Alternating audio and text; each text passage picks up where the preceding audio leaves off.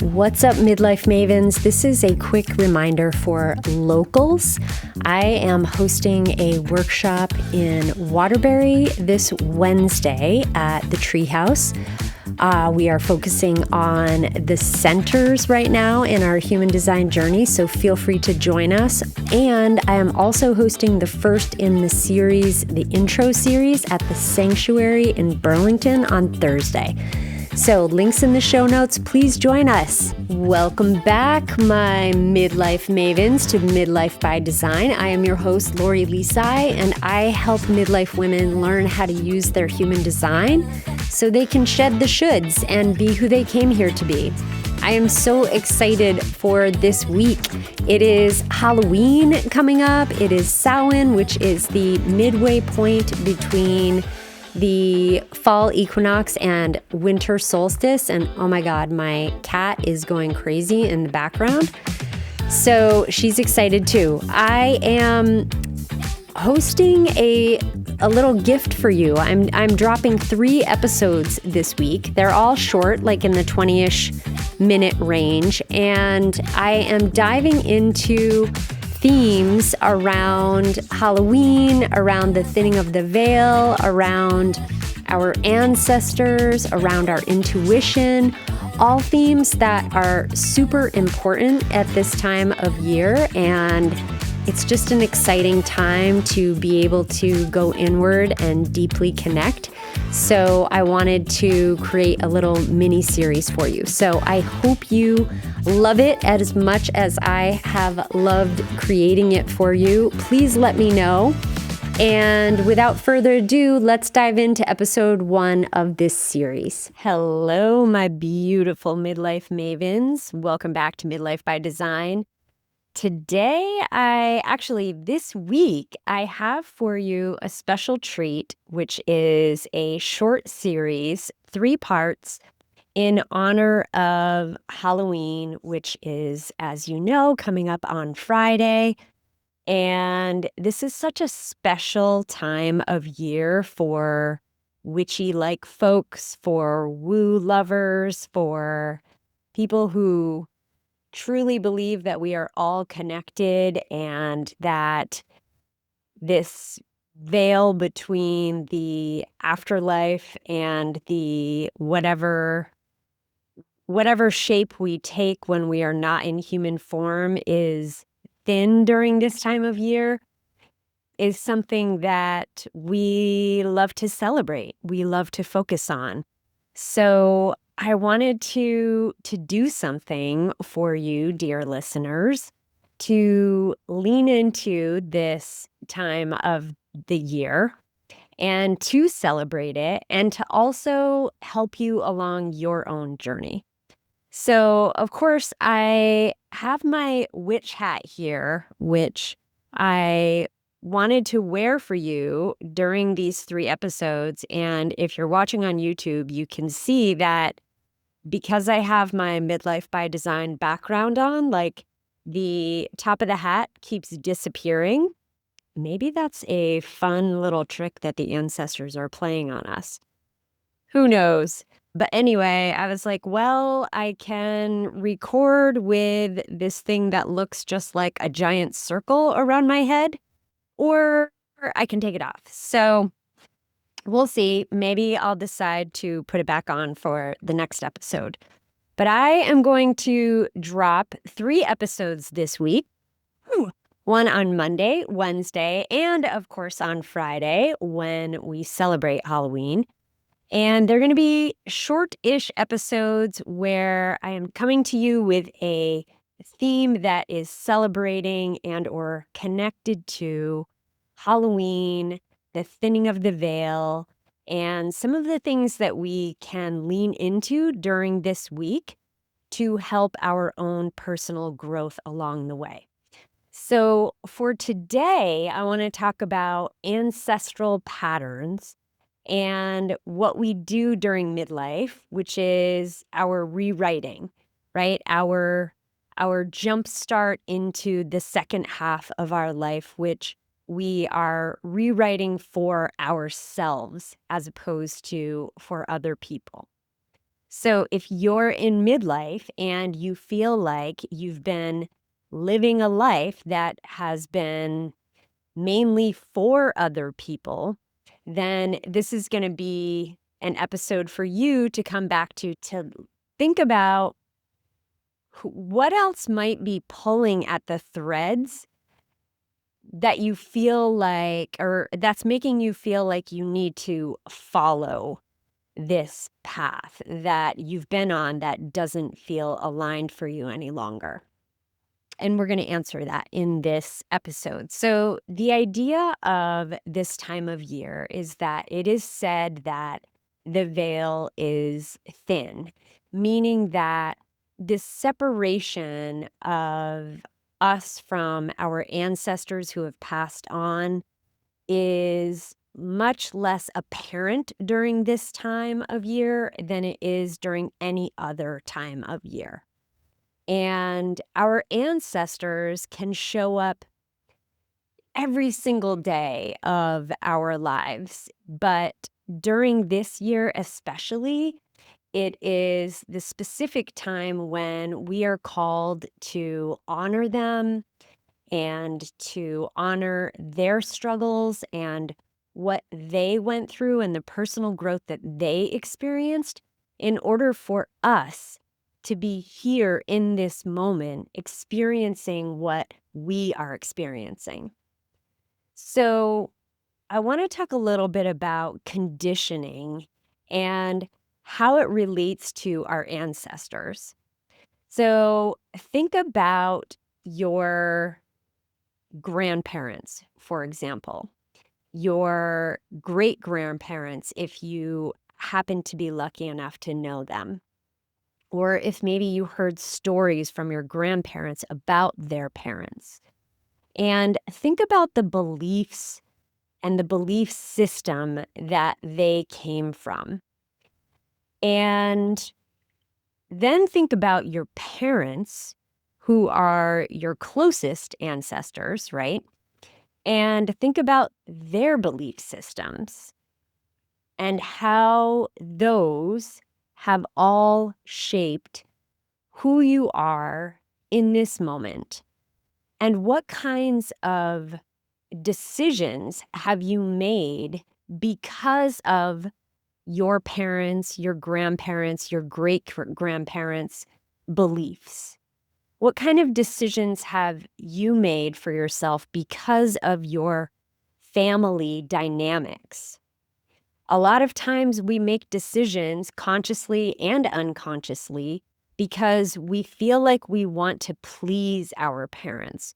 We want to please the people in our lives. And sometimes what can happen is, and actually oftentimes, is that we repeat patterns that have been passed down to us. And that can happen very unconsciously. It's like if your grandparent, for example, worked so hard to climb the corporate ladder and it was just passed down to you, this hard work and work comes first, and you just felt like it was normal to not see your grandparents because your parents felt that when they were growing up, they then passed it on to you. So it's just an example of a pattern. Could also be like a relationship pattern, Have you had good relationships, well functioning relationships as examples for you? Or have you not? Where have you maybe had examples of abandonment or self sacrifice? And I think that so many of us have had those types of examples just due to history and the decades in which our ancestors were growing up and the goings on in the world, and what necessitated survival was a lot of sacrifice. And right now, in our time of growing up, we are growing up in this time of prosperity as compared to generations before us. And so it's been a real shift for us to understand how to operate under that without always operating under scarcity, for example. And I find that scarcity patterns run so deep in most of us. And whether that's when it comes to money or whether that's when it comes to love or self-worth, scarcity is a human experience. And when you think about the generations that have come before us and the decades that they had to live through, that survival mechanism was really strong and was passed down to you and creates patterns for you. And from a human design perspective, I want you to think of this in terms of not self themes. So remember, a not self theme just means literally when you are being not yourself, when you are acting out of the opposite of who you actually are, of the energy that you actually come to this lifetime with. So if you think about the conditioning that has been passed down, oftentimes that's going to come out in your not self themes. So it's going to, for example, come out in anger or frustration or disappointment.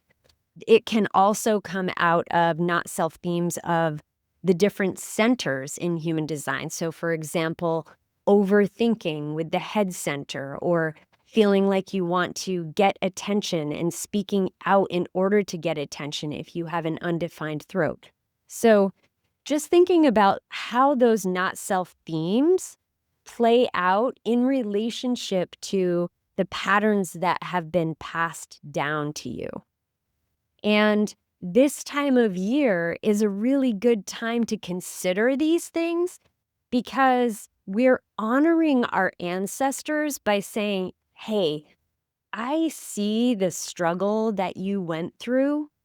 And this is the beautiful thing, is when we heal ourselves, when we are able to grow into the next level, when we are able to, for example, stop feeling that scarcity around money, then we are healing not only the generations to come after us, but also we are doing healing for generations who have passed. And this is the quantum nature of our existence. When we are able to heal something in the here and now, it has this exponential effect on all of those fractals that we are connected to, all of those pieces that were once part of us but existed in different lifetimes, as well as those who have passed on their genetics to us, our ancestors. So now I want to talk a little bit about midlife as being an amplifier for some of these themes, because as we know, during midlife, we're going through intense hormonal shifts, we're going through energetic shifts, and those shifts are gifts because they demand that we no longer ignore the mismatch between what we actually want, who we feel like we are, and what we don't want and who we feel like we've been. The identity that we have taken on and played out that no longer feels like who we truly are. And this veil thinning, which happens during this time of year, I think is a metaphor as well for midlife. And it means that we can be more aware of where our ancestors and their patterning is affecting us in the here and now. And remember, the first step to change, to meaningful change, is always awareness.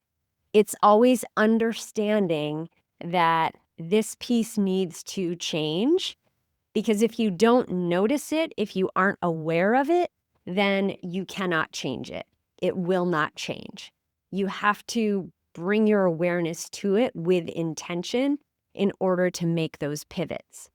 So I want you to think about a pattern that you can attribute to your ancestors in some way, shape, or form, and understand how you maybe are repeating it without having realized it.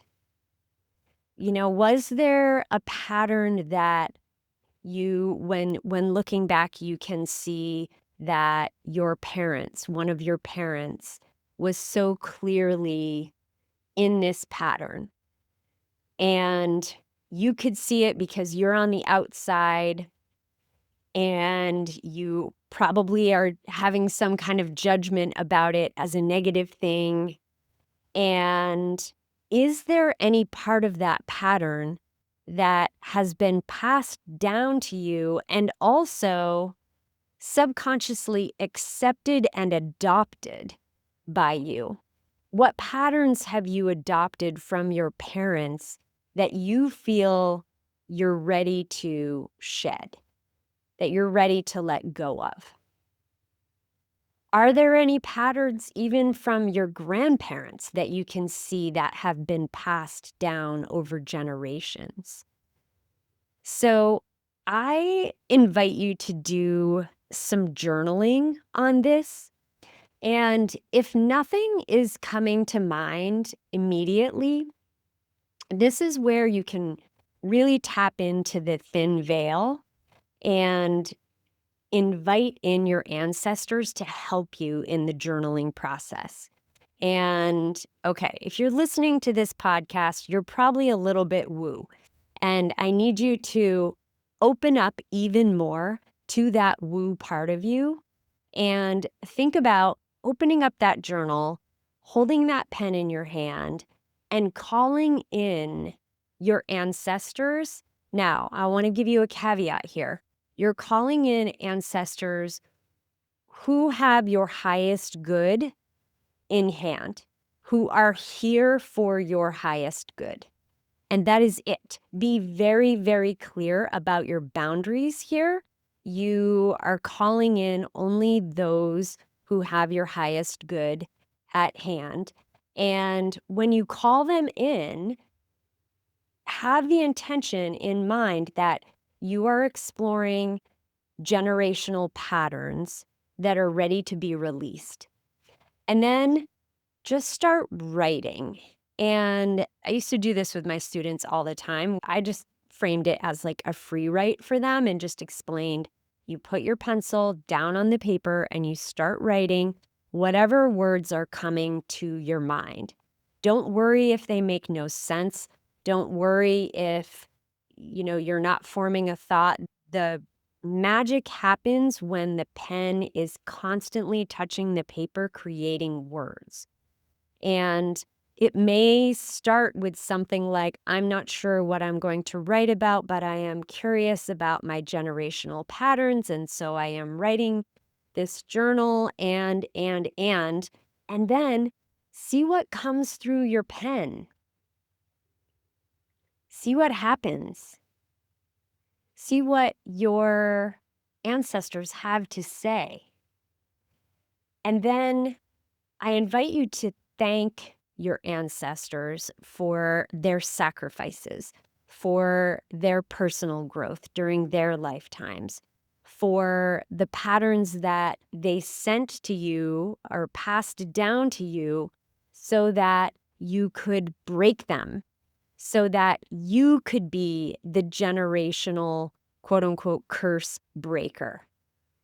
So I invite you to do this week. And after you have some clarity on a pattern, I want you to just start observing it and look for places that you can take 1-degree pivots, 1 tiny little action away from that pattern. Okay, so that is an invitation for some spiritual homework this week to think about how we can reconnect with our ancestors and ask them for their guidance as we continue to grow in this lifetime.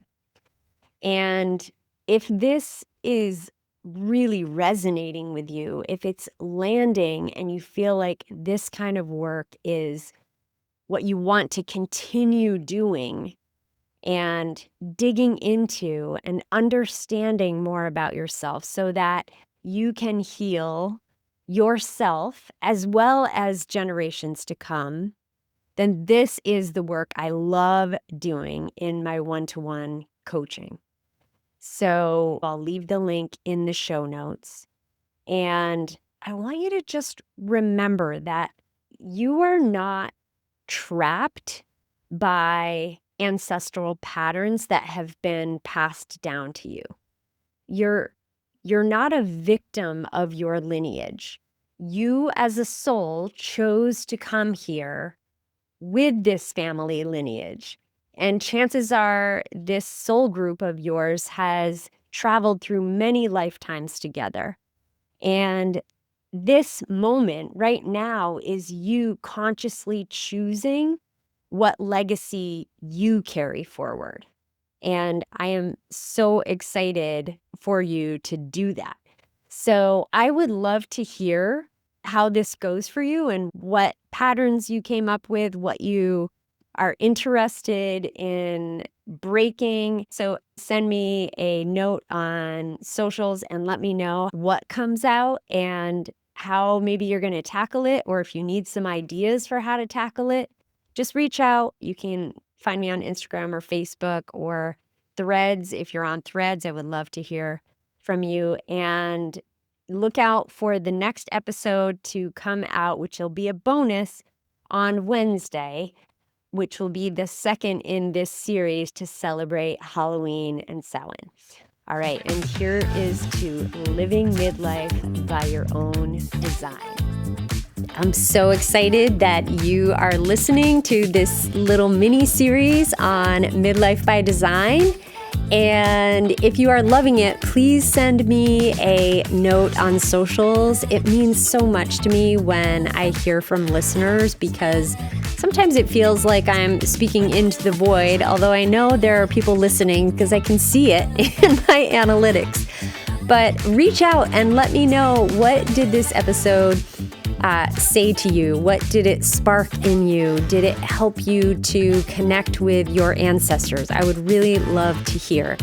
And remember that I am always wishing you the strength to let go of what no longer serves you, joy to fill your days, and the clarity to be who you came here to be.